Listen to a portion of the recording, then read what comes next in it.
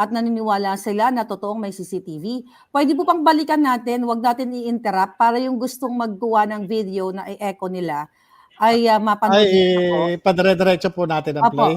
Opo. Sige po. Ganito, pag ganito, tayo mga magitan. Okay? Kasi nga yung mama, ulit. Ha? Hindi, ganito, pakinggan mo muna, kuya. Ganito, kuya. Nung pumutok yan, nagkausap kami. Sabi ko, kuya, matalimugot yan. Nag-aaway ang Duterte at Marcos. Okay? Huwag kang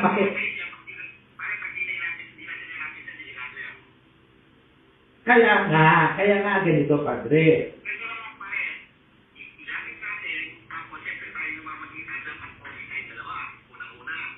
Hindi.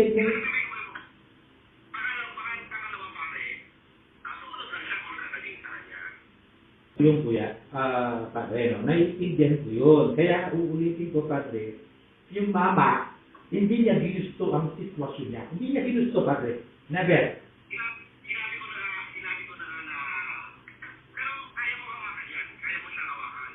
Kaya kong iparating yung mensahe. Pero yung sariling desisyon. Kaya nga. Ibig sabihin, padre,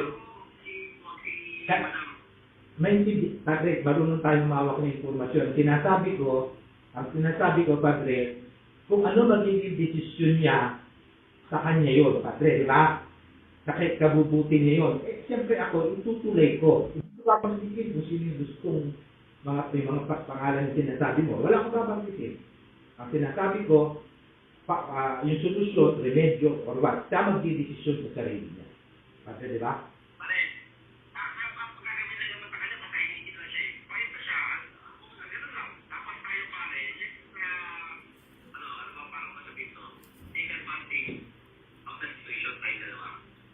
Hindi. Matulungan natin, padre. Kasi siyempre yung mama,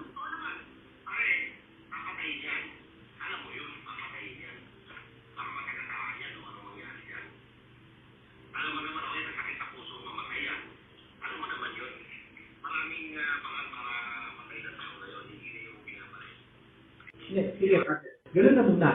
Para nasa Cavite ka.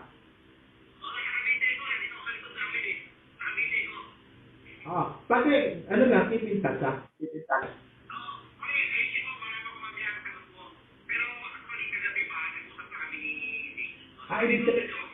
Ibig sabihin, para kilala ko lang. Ibig sabihin na tumawag si Lam pala, kay James.